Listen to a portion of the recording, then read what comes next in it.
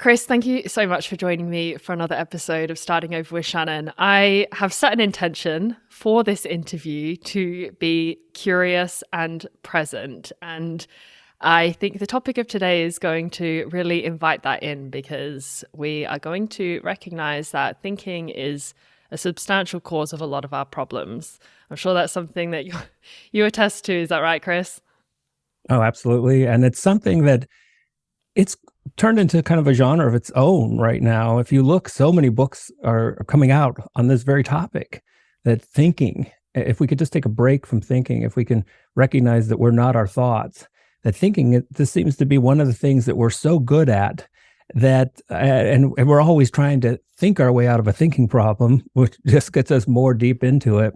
But right now is a very interesting time because there's so many people recognizing, so many teachers and books being written. So people who've never even thought of this, thinking just seems so natural in so many cultures now. And it just seems natural that you would just think all the time. And it's kind of a wake up for so many people that, wow, there's other modes of consciousness and I don't have to think all the time. And it's not even me doing the thinking. Yeah, absolutely. And I'm eager to get into breaking down what that actually means, because as somebody of a somewhat spiritual inclination, whilst I've never followed any Buddhist practices or Zen or anything like that, I naturally have come across this idea, you are not your thoughts, a lot. But then actually what I think you do really well in your book, and no doubt even better in the workbook that has just been released of yours, is actually showing what that means in a way that people can connect with it, because it seems very easy to just swallow that idea in a mental way, you are not your thoughts. And it's abstract and it doesn't mean anything. It's not tangible.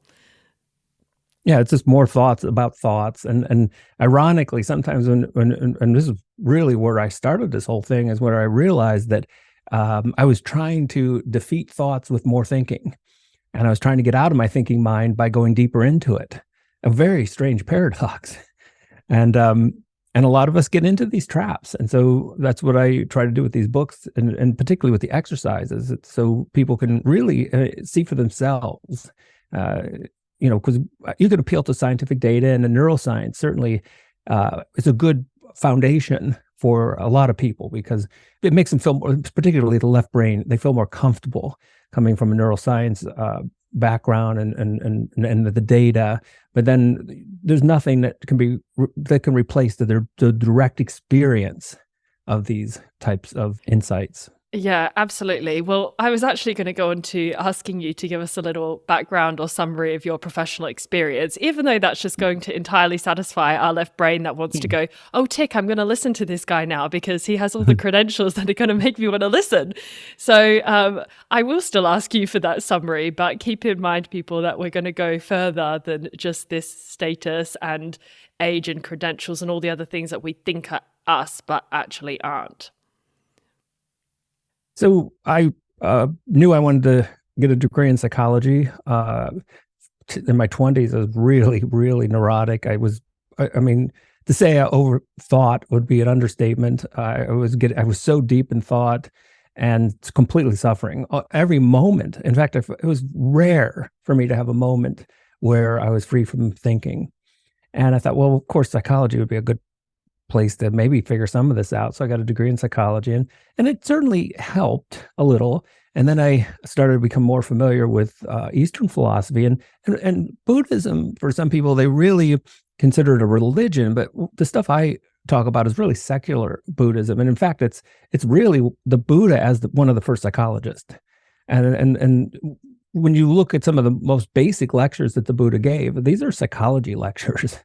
And so that's really where I made this connection. I felt like I was reading psychology. And I went to grad school and ended up at a lab where they specialized in the left and right brain differences. And that really complemented everything. That really gave me the foundation to really make connections about how the left brain processes.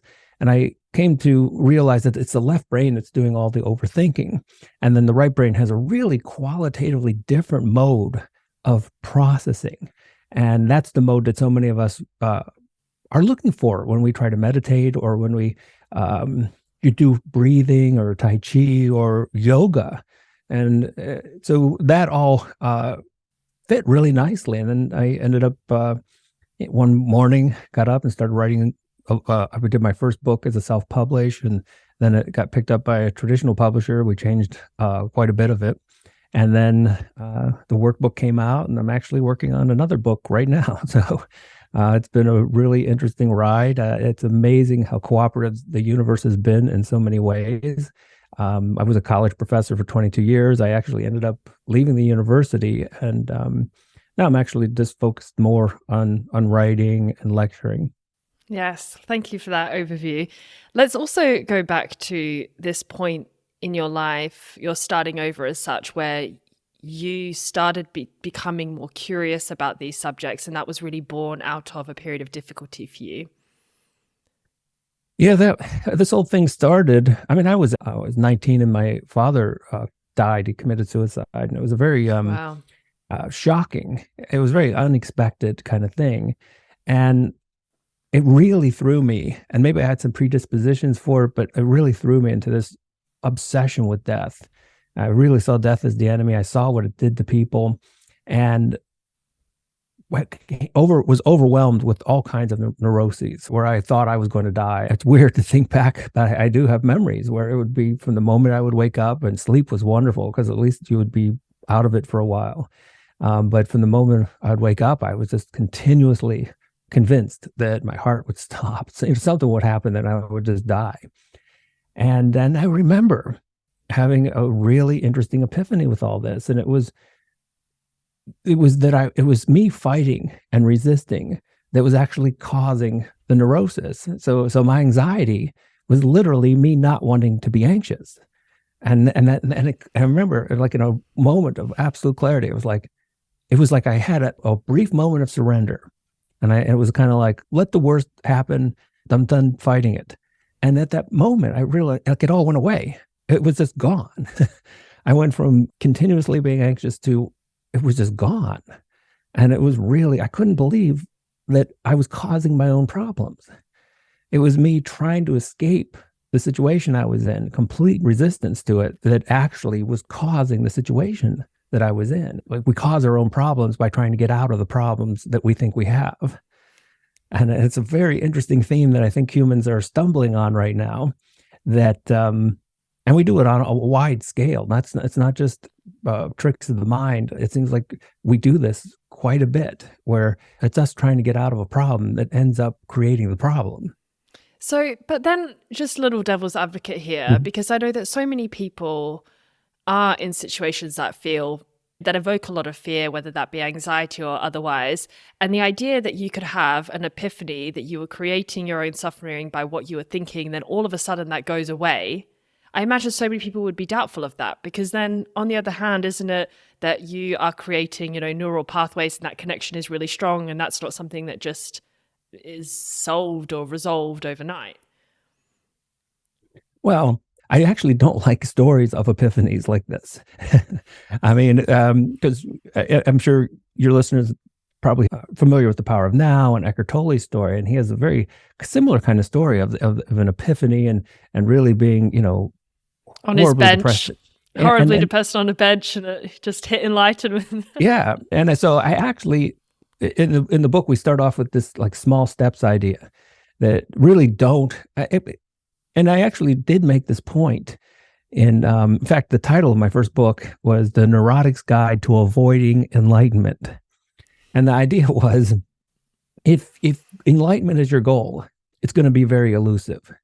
And so if you just sit on this path and say, look, I'm dead set on improving my life, and it's a paradox. And there are very few people. Carl Rogers, a psychologist, he noticed this.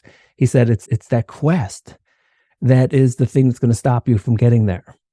And because all of a sudden it becomes a goal, and that's what you're absolutely focused on. So instead of having some goal, like I'm going to be enlightened, or I'm going to have an epiphany, I really don't suggest anything like that with these books. I mean, the idea of small steps is one conscious breath, one insight where you catch, oh yeah, that can't be me thinking, because it all happened automatically. And so you start really slowly recognizing that the most of the thoughts, because we have thoughts 50% of the day, 50% of our time, we're not even where we're at. So it's a really, really rare thing for us, like if we're washing the dishes, to be washing the dishes. Most of the time when we're washing the dishes, we're actually mentally mind wandering, or we're thinking about the future, we're thinking about the past. And so it's a really rare moment for us to come back and be in the here and now. And so one of the things I encourage with the workbook, and it's really organized in a way that it does kind of go from simple exercises till we get a little bit more complex. And at the end, we really get into non-duality. And that's a very interesting state of consciousness that you can't think about non-duality. Thinking is all about cutting up the world into pieces and parts. And so they really are, let's start off slow, and that's the way I taught my classes. My mindfulness class, it was like, let's not have any goals. Let's go in with, all kinds of seriousness. And that all seems to be a left brain function. Playfulness, that it seems to be more associated with the right brain. So we have this idea of like, I'm going to work and everything gets very serious, but then I'm going to play guitar, and then that becomes much light. It's more forgiving. And so I really like to have a forgiving attitude when we go on these adventures, because you're going to mess up. I mean, even that epiphany I had, it's not like that just suddenly, oh, I've never suffered again. Oh, it's like, oh, I've never had setbacks. No. Once you get to level 1, the universe is going to crank it up to level 2, and then you're going to have some other interesting thing happen, and then level 3. God damn it. So it's a continuous journey. And Chris, can you break down for us what the left and right brain actually is? Something you talk about massively in your book. It's a core theme, but what is it, and why does it matter as well?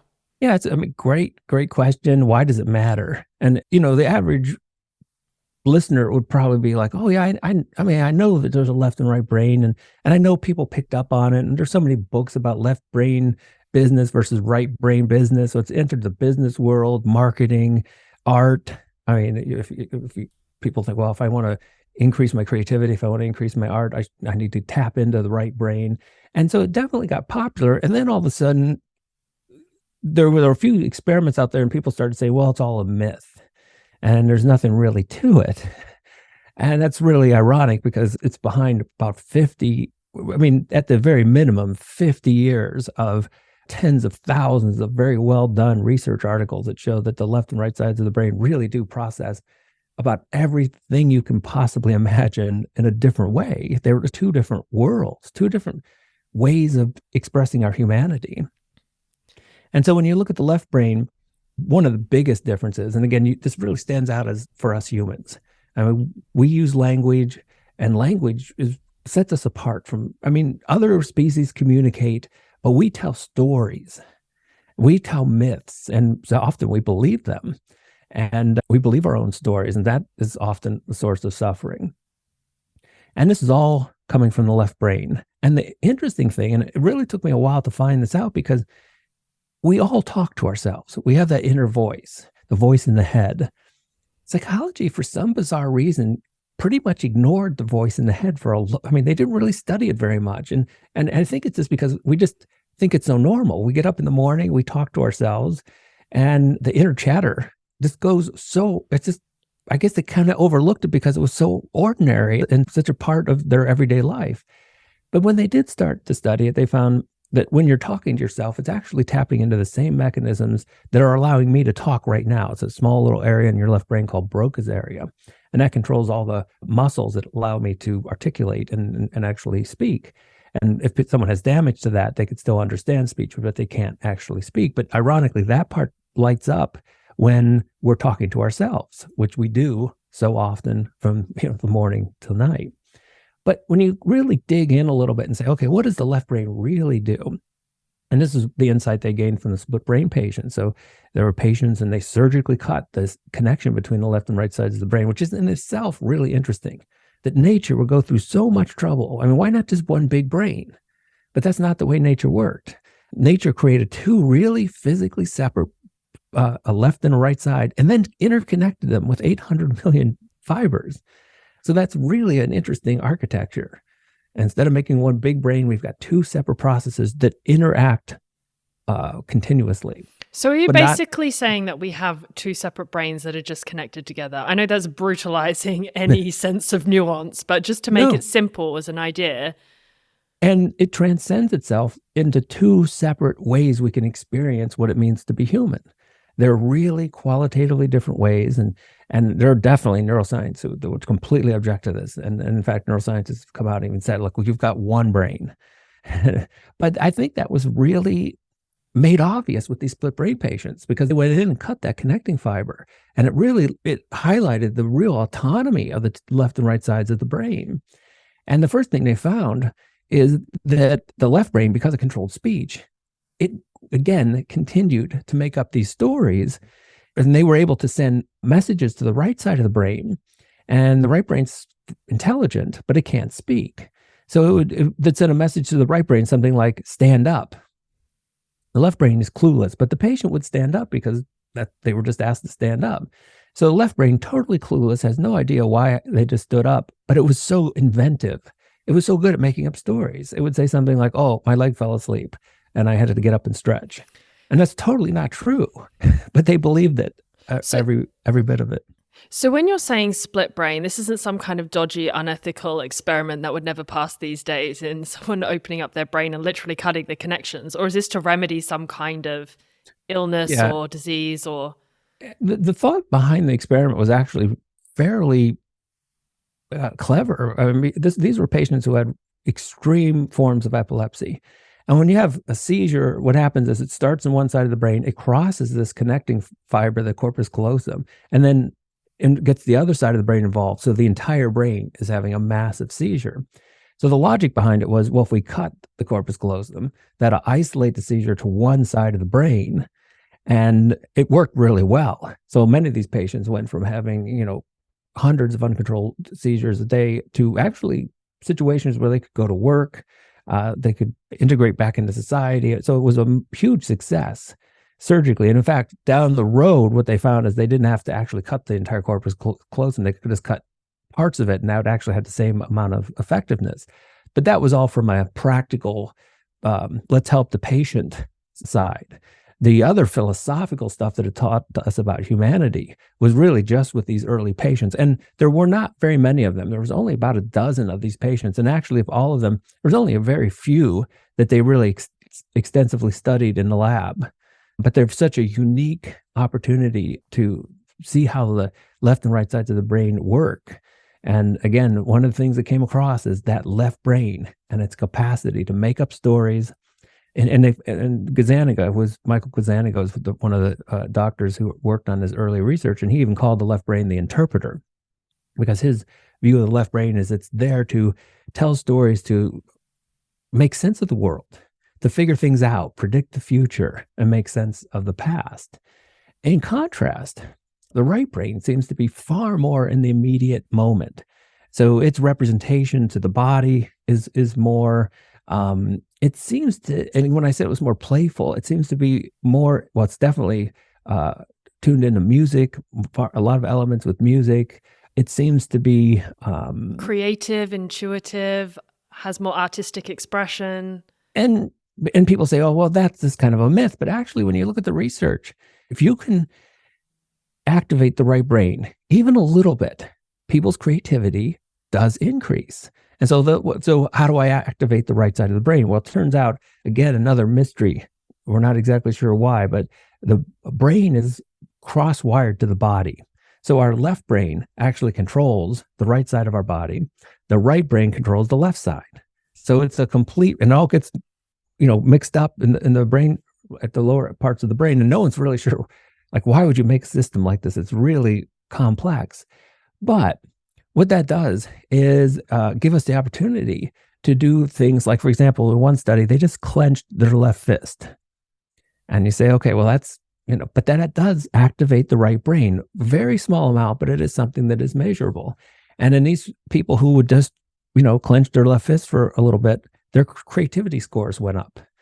And so if you can tap into that right brain, it does not only is it simply doesn't see the world the way the left brain does.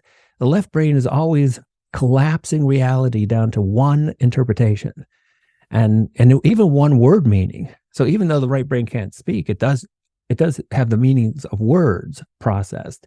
And when you get the right brain to process language, it has multiple meanings simultaneously of words. And this is why the right brain is behind sarcasm, it's behind metaphor, and it's behind those really interesting aspects of language that are subtle. But the part of humor, they make up a huge component of what it means to be human. But then a lot of times we don't, like in education seems to have a bias that focuses so much on left brain processes. Well, that's actually one of the questions I wanted to ask you in terms of, because what I'm hearing from this, and correct me if I'm wrong, is that you think we are a left brain dominated society and we would benefit from connecting more with our right brain. And it's not just me. Ian McGilchrist, the whole left-right brain community has to give him so much credit, because when everyone was kind of dismissing this left-right brain idea as a myth, he went through an amazing amount of time creating an incredible book, The Master and His Emissary. And it's like 600 pages. It's filled with thousands of convincing articles that, yes, your left and right brain are quite different. And yes, we really do live in a left brain world that pretty much dismisses most of the functions of the right brain. And that's one of the reasons why we get ourselves into situations where suffering increases. If you look at the level of anxiety and depression over the last couple decades, and some people will say, well, that's because we're measuring it more sensitively, but there's a very compelling argument that it really genuinely is increasing, that these generations, the more we dig deep into the left brain, we're creating more suffering, we're creating more anxiety. So, as a significance of that with the left brain, I think you mentioned in your book that is the seat of what we call our ego and what you call the illusory self. Can you elaborate on that a little bit? Okay, that's a big one. It is a big one, yeah. And it is one that we all fall for very much. It's one of the things. So imagine, when we take a look at the left brain, again, it's always trying to make sense of the world. It's creating a story, like, okay, what explains this? What explains that? And it's really good at it. It's just wrong, often. And it doesn't know that it's wrong. And so when you really get into the workings of the left brain, particularly with language too, so much of language is pattern perception. I mean, I could really speak and I could, stutter. I could really mess up my speech, and you could still understand. And so the left brain got really good at perceiving patterns, and even when everything's really messy. Isn't that like when you see the sentences and they can jumble up all of the middle of letters and you can still read it? Yeah, if you've ever done that, I think I feel so smart. Yeah, it's really it's an amazing experience, and it started off that whole thing. When I first saw that, I tried to find the origins of it, and all I could find is it was actually like a joke that someone did on the internet.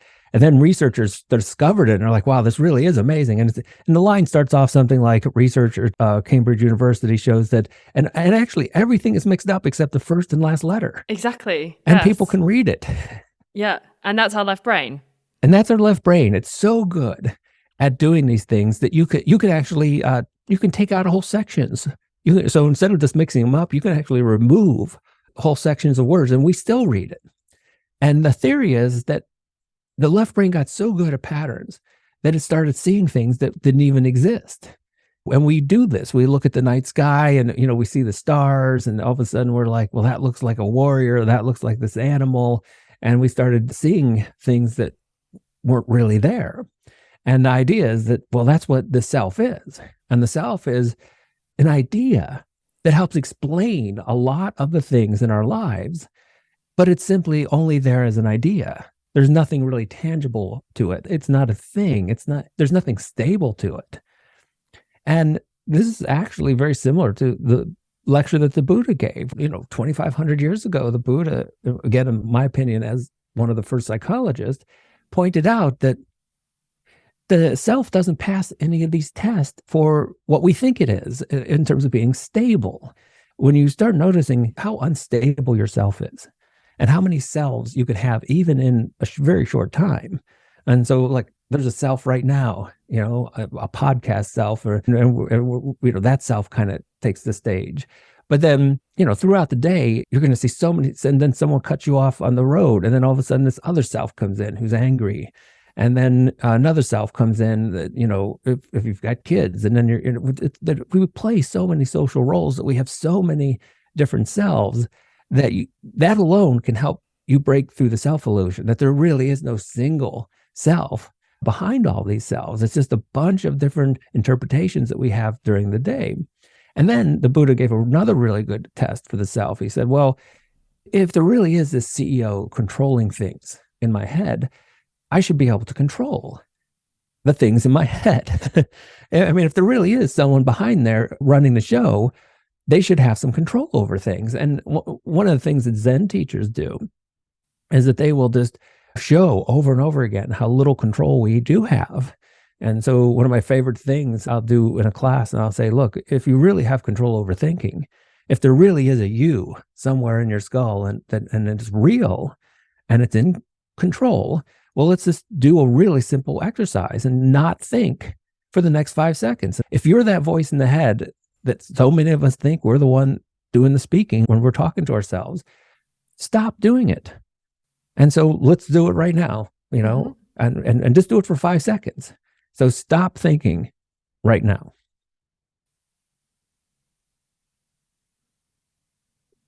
I mean, I couldn't do it. I did notice what was going on in your screen, in the back screen there. Yeah. I mean, or sometimes people hear a voice and they say, I don't know if I can do this. Oh, well, there it is.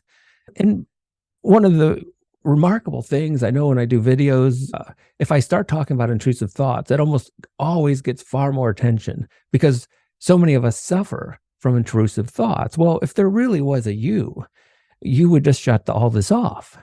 Intrusive thoughts would never happen. If we did the thinking, no one would ever suffer from anxiety. I mean, if we were laying in our bed comfortably and everything's perfectly fine, and we had a big meeting tomorrow, and you hear that voice in the head and it worries and it spins scenarios, it tries to come up with interpretations, but none of us would suffer from that because we'll just turn it off.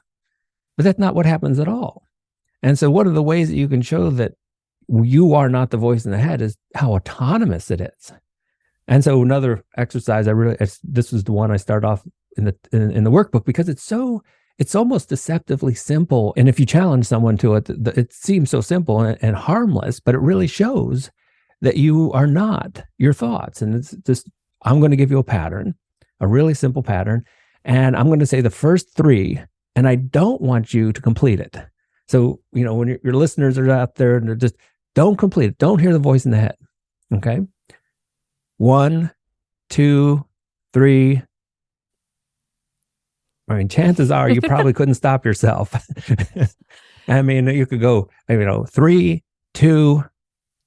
I mean, I heard 1, I couldn't help it. And so when we look at the way the thinking mind works, it's almost like a computer program.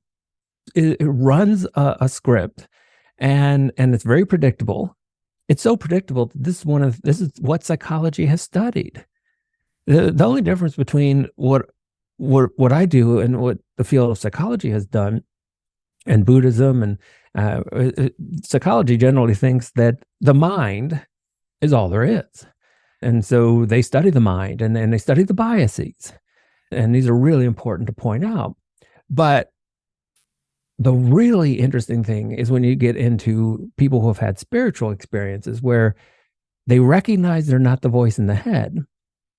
And then everything kind of shifts a little bit. And in my work, I talk about these as right hemisphere, right brain processes.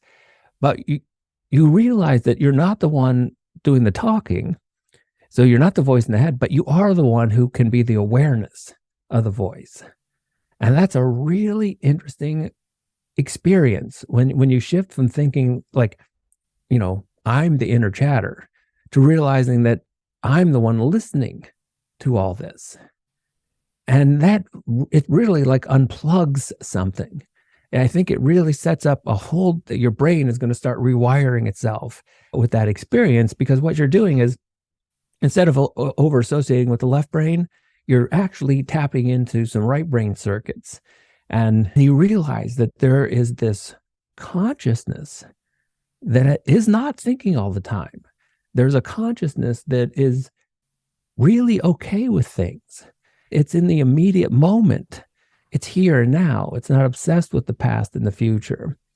And that, for some people, when they start feeling that, they describe it as blissful, or it's like they find happiness. And what that is the result of is, when you identify with the left brain, so many problems and worries. I always liken it to this idea that, you're in the airport and you're carrying around so much luggage and it's not even yours.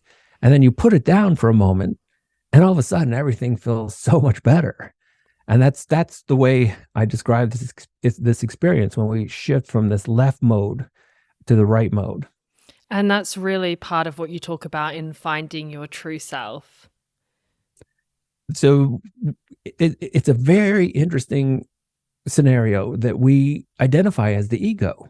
But the irony is, the ego is everything we're not. It's a social construct. It's everything society has taught us. So society told Chris and we identify with our work, and so you're a university professor or you're a truck driver, whatever. When people first ask each other, they say, "Oh, what do you do for a living?" I mean, we should say something like, "I breathe, I eat." That's what we really do to live. But we get tied in with these social identities. And that's all the left brain telling its stories, and none of it's who we really are. And when you get to the experience, it's a tearing away of all these false identities, and you realize, well, not my job, and I'm not, how old I am. I'm, so many of these things, and I'm not really identified with the body. And it's remarkable when you go to some of the teachers of the East, how often they would tell this message, like, you are not your body. And what they're getting at that is, like, you're not the social construct that society has told you about who you are and what your body, all the images we have of our body. You are this awareness, and that awareness is so absolutely peaceful, and there's no problems, and it's just this state of joy. And so it's a very transformative thing to kind of lose your mind in a positive way. So is that part of when you say, our left brain is really what is causing a lot of these problems, like the thinking problem that you're describing? It's because of this way of categorizing and labeling and sorting in a way that is helpful in some level to live, but also leads to a lot of discomfort and fears and all the rest. Like, I think an example you used in your book that I resonated with a lot was, you said, but how do we know Canada exists? Like, if you're in Canada, you don't, like, what is that? When does it start? When does it end? It's a construct. It's a social construct that we have solidified with the legal processes and borders and all the rest of it. So we've given something that started in our mind external form. But actually, that simple question of, does that exist? Would you know when you're there? I was like, great point. Like, no. Yeah. Categories are one of the most, and so in the East they call illusion Maya. And to me, I see categories as one of the most pervasive illusions that our species deals with. On the other hand, it was a really helpful thing in our past. And I just touch on this in the workbook a little bit, but it's a strange idea that very few of us even consider. But when we think our version of humanity, Homo sapiens, we think, well, we've always dominated the planet. But actually, you don't have to go too far back in time. In fact, us Homo sapiens, we've only been on the planet like 200,000 years. There are all kinds of forms of humans, like Homo erectus and Neanderthals. I mean, they were around way longer than we were. Millions of years before we were around. We've only been on the planet like this tiny little amount. But we had a trick. Who knows how we stumbled upon this? Maybe it was a random gene mutation. But the trick was categories. So we were able to see groups. And you say, well, what is a category?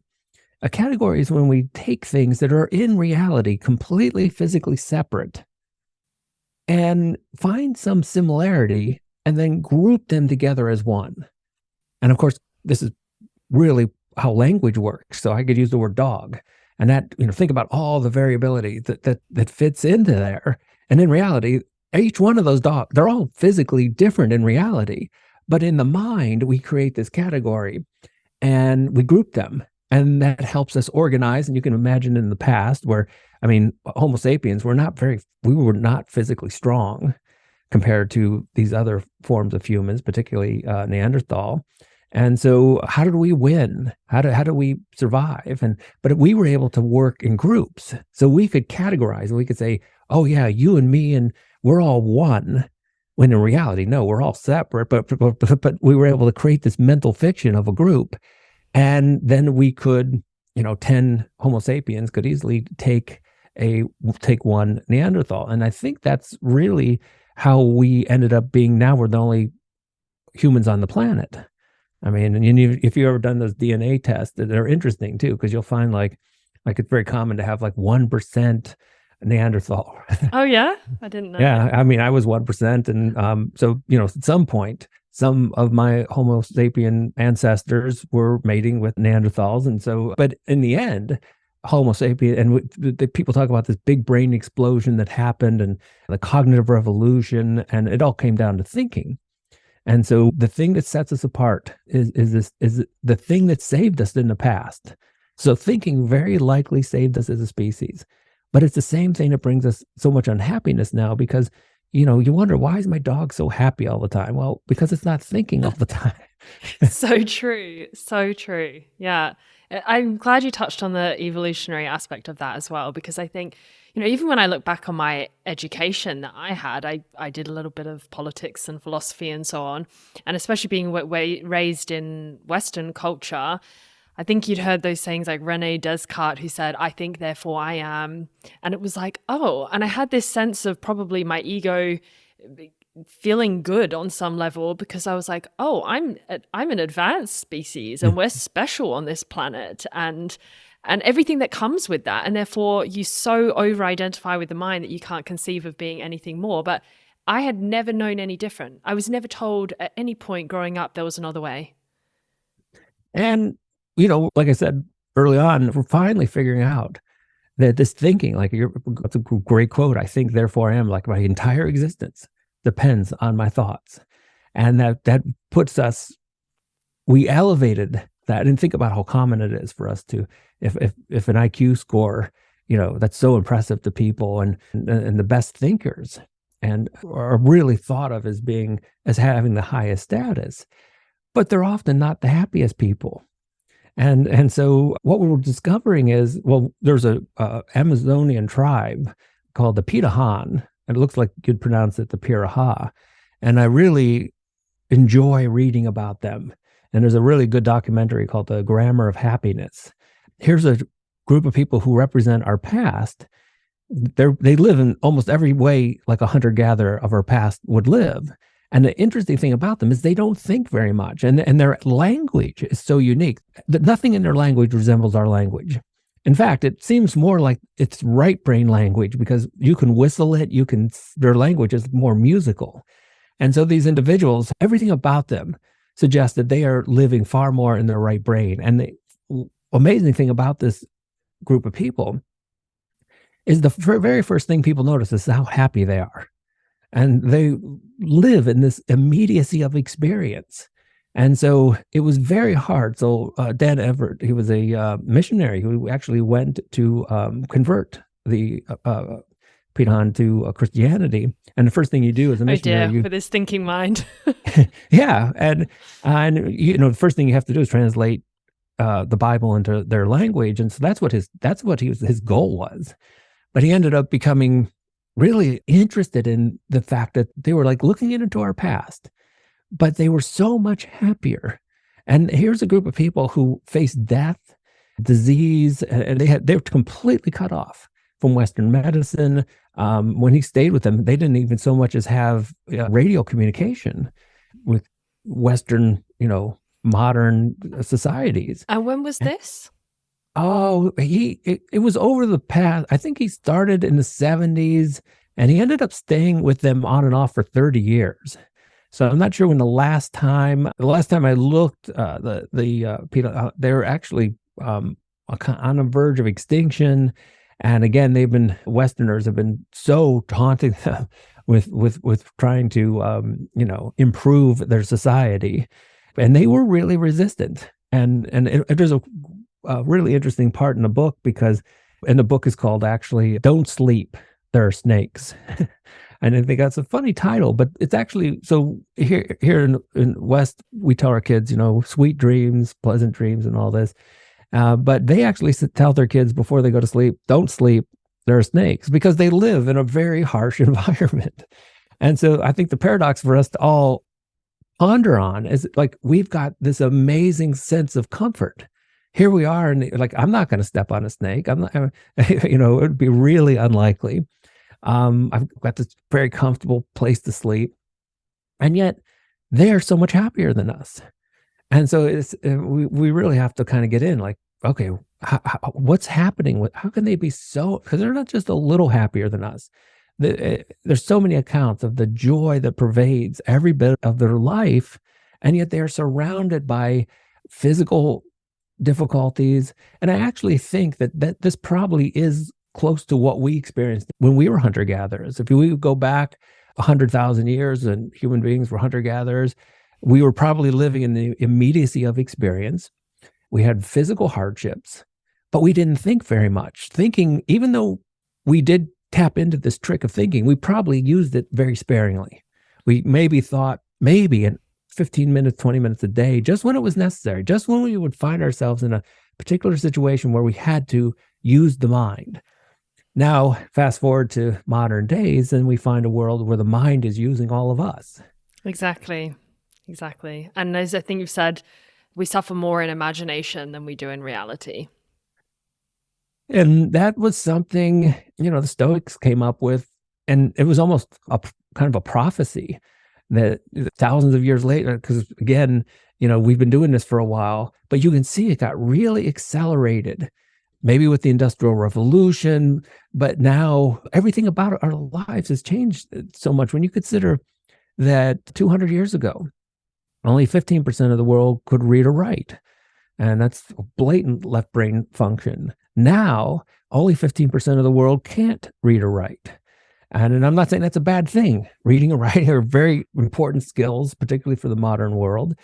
But if we over-identify with them, and more importantly, if we believe that that's who we are, that is the stuff that gets us into trouble. Yeah. So you say that the mind is a tool, and the question is, how can we use that tool rather than that using us? And going back to what you were speaking of earlier with the idea of a dysfunctional program that we've got running, how can we make that a little bit more functional, to start reducing our suffering, to find more happiness, find more inner peace? First step is to experience directly that it's not you. To directly experience that it's this old program. It reflects the society around you, not who you really are. And that's in part what you do with these exercises. So again, I go through really quite a bit of basic psychology that looks at the fallacies of the mind, what psychologists call automatic processes. And these are things that, again, just like a computer, it's not making a choice, it's just running a program. And when you do enough of these exercises, you start to discover, again, this is a very inflexible part of me, but it's just a part of me. And it can give a whole new dimension to some of the things that we're all doing. And so, it's very interesting to be at a university and see that they offer yoga classes, and there's mindfulness classes and Tai Chi classes, and they're really effective in terms of dealing with anxiety. But particularly in a workbook, I go a little deeper why they're so effective. And the reason they're so effective is because they help get us out of the thinking mind, if even for just a little bit of the day. And so if you're doing yoga, but you're thinking like, oh, I need to improve. Oh, my downward dog is just terrible. And you're just, your mind is, you're not doing yoga, And so it really shifts things from the left brain trying to improve by engaging in more left brain activities.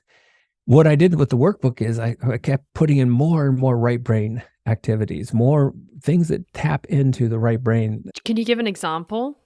Yeah, sure. So I was doing a class assignment, and it was a really simple one where I just spontaneously came up with it, and I just said, "Oh, let's all write an essay on what music means to me." And all of a sudden, and I put it in the book because the answers I got were just remarkable. People would say things like, I would marry music if I could, or my life would be meaningless without music. And again, the interesting thing about music and why it's such a right brain function is because the left brain, and this is one of the qualities of the left brain. If you notice that when you talk, you can only talk at one word at a time. And even when you talk to yourself, it's one word at a time. So the left brain has a very limited attention. It's very narrow, it's focused, and it's one thing at a time. The right brain has a far greater attentional, so I'll give two exercises, but the right brain has a much more vast attentional capacity. It's parallel processing, so it can actually do a whole bunch of things at once. And that's really what music is. When you get into music, there's like a million things going on. There's, someone's singing, but then there's multiple instruments. And what you're doing is you're spreading your attention through all of it and then processing it all at once. And that's why it takes us to such an interesting place. And so one of the things I encourage people to do is what they're already doing. So one of the things I enjoy is going to work and you see someone, they've got the music blasting and they're kind of doing almost a dance in their car, and I'm like, they're getting into that right brain consciousness. But then what happens is they get to work and then they sort of dismiss it and they say, oh, I was just sort of zoned out, into my music. And so one of the things you can start to recognize is that these are you're not zoned out. These are legitimate right brain states of consciousness. And they're actually without problems. When you're really deep into music, where are your problems at? So true. And so those are moments that are really quite wonderful. But I'll give another example that can really help not just tap into your right brain, but it actually can help you explore a whole different mode of attention itself. Because like I said, the left brain was all about really particular tasks. Most of what we do at work, very focused, one thing at a time types of processing. But the right brain is more simultaneous. And so when we do meditation, often we'll just focus on one thing, and maybe it's your breath. And these are all really good forms of meditation. But in the book, I go through a different type of meditation. And I think I call it something like all at once meditation, something like that. And what you do is wherever you're at, you start focusing on, right now I can kind of hear it's raining outside. I can hear the raindrops. And so you focus on that. But then you open up the space of attention a little bit wider. So maybe I'm focusing on that, but I'm also focusing on what it feels like in my feet right now. So you bring a little body awareness, but you don't shift the attention from the rain to your feet. You really make it more broad, expand it, and keep expanding it. And so now I've got, the rain, the feet, I've got some birds outside. I'm starting to, and then it was one of my best experiences with meditation was when I realized how truly vast attention can be. And if you're not thinking, now again, thoughts will intrude and you'll see the left brain will come back and say, well, that was weird. I had four things, so you're counting again and you're coming up with left brain stuff, but that's okay. Just get back, and of course, this is what, Bach, he played with fugues, and fugues are very interesting forms of music, which people... What is that? I have no idea. A fugue is just when you have a melody, but then you start that same melody a little later and it actually harmonizes with that melody. Okay. And so he could improvise like 8-part fugues or something amazing for most of us. So here's another practice if your listeners want to try something really different. And I would do this in my class. And I think I might have mentioned this in the book. I hope I did. It should be in there somewhere. And so you can find this online. It's one of the last pieces that Bach wrote. It's called The Art of the Fugue. And you'll hear one line, And they say, oh, okay, be conscious of that. But then you'll hear another line, and then you'll hear another line, and so you could really feel your consciousness expanding as you're listening to multiple things all happening at once, but they're all harmonizing with each other. And it's a very interesting state of consciousness. And while you're in these states of consciousness, and again, this is the thing that's really interesting about expanding consciousness, is that there are no problems. In fact, the only time your problems come back to you is when you're done and the left brain kicks in again and brings the self and again, oh, I have to pay this bill. I have to. So it brings all the problems back online. But I don't, that's just the way the left brain, it's just doing its thing.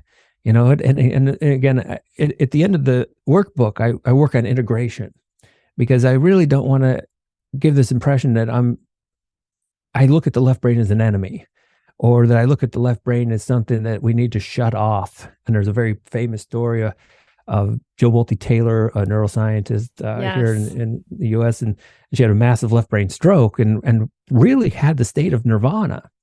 And so that could be very attractive to people in the sense that, well, how do I get this state? And, but you don't want to shut the left brain off. And so how do we integrate? And again, maybe you're laying in bed and you're just haunted by these intrusive thoughts. If you look at that as some kind of curse, and then you say, well, I'm just being tortured, and this is some kind of, mental health issue. That's one way you can look at it. But another way you can look at it, you could say, well, that's just this old program that it's not evil. It's not trying to hurt me. I'm not suffering because I've done something in the past. It's just this old program, and that's just what it does. And it's not who I am. So what am I even worried about it? And I found through the years, no matter what level of meditation I get, and there are exceptions to this. I think Gary Weber and there's a few others that have claimed that left brain voice just ended altogether. It's just off. It doesn't come on unless they turn it on. And so there probably are people like that. But I think far more common as ordinary people, it's probably never going to necessarily really turn off completely. And so instead of looking at it as some kind of like suffering or price we have to pay because of something we've done, I look at it as just like kind of a noisy neighbor or something. And it's not who I like. If my neighbor's off playing music and stuff, once you realize it's not who you are, it gets easier to ignore. And at some point, you really stop caring what it's doing, or you start laughing a little bit. And so if my left brain jumps in and says something kind of silly, I'm not gonna try to make it go away. And in fact, that's going back to the whole, beginning when I was really neurotic. It was me always trying to make it go away that was really intensifying it. And we know that's not the way the mind works. One of my favorite exercises, and I put this throughout both books, is if I say, don't think of the number 13, and you think of the number 13. And so, it's the same thing. It's like, if we say, well, don't be anxious, then you end up being more anxious. But if you could look at all these things as like autonomous programs that are part of our survival kit, and they're really useful because that same kind of thinking is what helps me with certain games and figure out problems at work.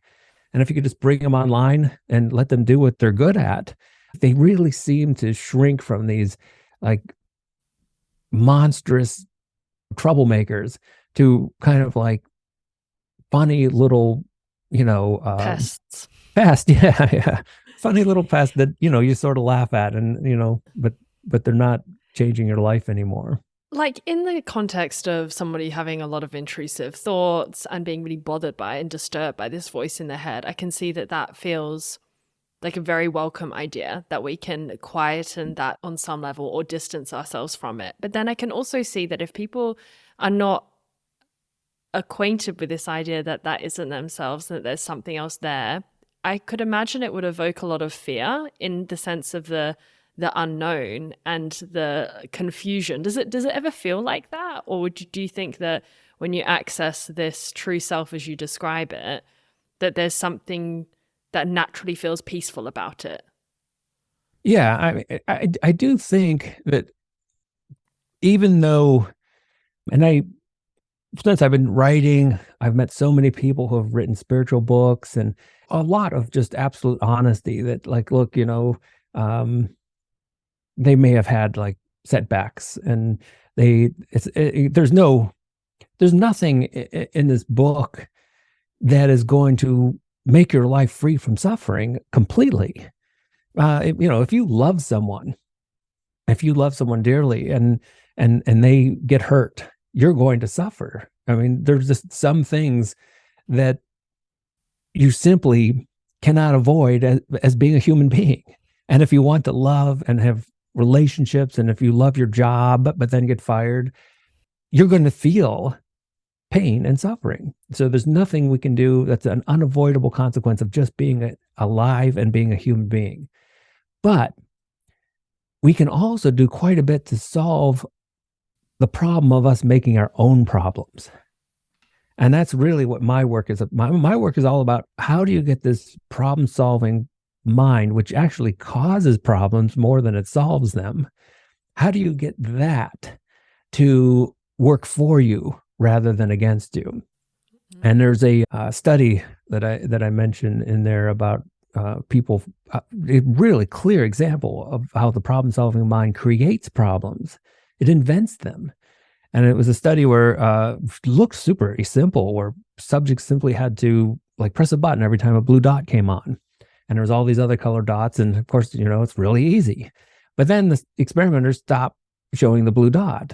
And you think, well, the subject should have just stopped. But they didn't. They redefined what the problem is. Now, a purple dot, they started pressing the button too. And they did this in a whole different series of different ways, where sometimes it was finding an ethical flaw in a paper. They'd put a blatant ethical flaw, and of course, they found it. But then they would give them papers with no ethical flaws, and they'd redefine what an ethical flaw is. And that's a very insightful thing into how the mind works. And that's why we can be very conscious of when the voice in the head makes one of these really silly complaints. Like we go in and like, well, the temperature is not perfect. It's 2 degrees higher than and you start really being upset about it. And before, that would have caused quite a bit of like, maybe you would have taken that really seriously. And now when you recognize that, oh, that's just this program, it doesn't have any real problems to solve because I don't have to hunt. I live in a very comfortable place. So what is it going to do? It's just going to invent problems now. And when you realize that so much of what we're doing, we're inventing our own problems, that can make a real substantial difference. Now, again, going back to what you're saying, like, what if someone was having a panic attack and they listen to this and it all sounds just too intellectual and they don't have a place to start, And again, that's why the book starts off with like very, very small steps. So I've been able to talk people down from panic attacks. I don't think, I lived my life in that state of panic for a long time, so I can really relate to it.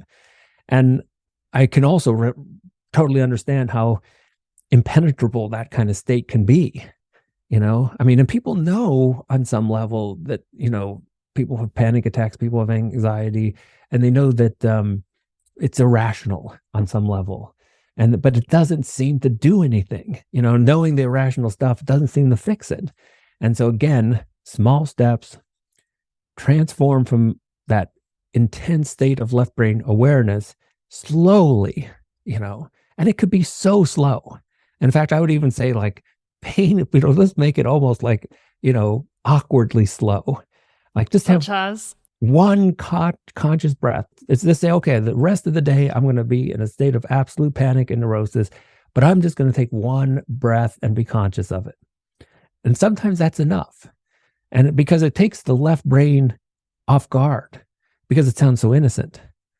It's like, okay, well, what's 1 5-second conscious breath?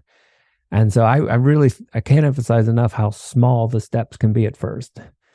And then you do a little bit more, and then maybe you have a setback. But some of the setbacks can be some of our best teachers. Have you got a personal example of that? Because I think setbacks is something that we all want to avoid, right? Like we want to Yeah. have the sense of progressing and doing better, and that can be really hard part of this journey. Well, so this left brain program, we call it mind, it creates ego, creates a sense of self. It's a simple program, but it's also quite clever because, um, I mean, think about what is pulled off. It has most of us absolutely convinced that our idea of who we are is actually who we are. I mean, most of us take our egos to be our identities and we take them quite seriously. And of course, that's what causes our fear of death. And I mean, the whole fear of death is behind this idea that you mistake who you truly are for an idea of who you are. And that's not just death, it's growing old, it's physical, anything that happens to you physically, but also anything that happens to you socially. And so if you get so caught up in that, and then the social identity changes, the mind feels like it's actually at a true loss. And so, I was in academia for 22 years and parted ways with academia. And, regardless of how long I've been doing this and all the ways of shifting from the left brain to the right brain, my left brain was quite clever. I came up with lots of, stories and I started thinking, wow, maybe that was a mistake. Maybe I shouldn't have. And I found myself kind of like reliving some of these old modes of left brain consciousness where it was like, oh, regret, and I started thinking like rumination. It's just a fascinating left brain thing where we go back and well, I should have done this. I should have done this differently. And I felt that. And I felt, wow. And I kind of thought, wow, I didn't expect that. And so, it was pretty surprising and I felt lost and I really was feeling things that were caught up with a complete story. But when you have those types of setbacks, though, it really allows you, every time it happens, it allows you to go deeper. It allows you to see the story and see how susceptible we are to it and how, because I know so many friends that do really formal meditation. And the story always goes the same way because they'll be very intense with their meditation. And again, they get the right brain consciousness going. Everything changes. They're more relaxed. They're more joyful. And then so they stop doing the meditation. They stop their meditative practices. And because in a sense, they're like, well, I'm there. Yeah. And again, their surprise, the old ways sneak back in. And, maybe they're, someone cuts them off and they feel themselves actually getting angry over it, taking it personally, which again is one of those total illusions. There's no self here that's taking it personally. And, or they're offended by something and they realize, oh, well, that's just my ego again that, expects the world to be a certain way. And it gets terribly upset when it's not. And so they find themselves, well, oh, I better get back and doing some meditation. And so it's a good reminder. So these little setbacks that we have are good reminders. I call them deminders because in a sense, they're like eliminating mind, or at least taking the mind from a position of power to using it as a tool. And so all of these setbacks can be deminders to get us back into our practice, get us back into music, or spending a little bit of time expanding our attention. So it's more in line with that vast, broad attentional abilities of the right brain, rather than being just completely narrowly focused throughout the whole day. That's left brain consciousness. Yeah, setbacks get us back on track. I'm going to remember that one. I'm going to move into the final fast few questions now, Chris. And the first thing I wanted to ask is there one daily practice that you would recommend or suggest here for listeners to get out of that overthinking mind? There's just one thing they could do. Okay. Now, this is a practice that it's in the workbook. And it's one of the things I used to tell my students because, and if you ever heard this expression that like, there's really nothing to work on, like you're already there, you just don't know it.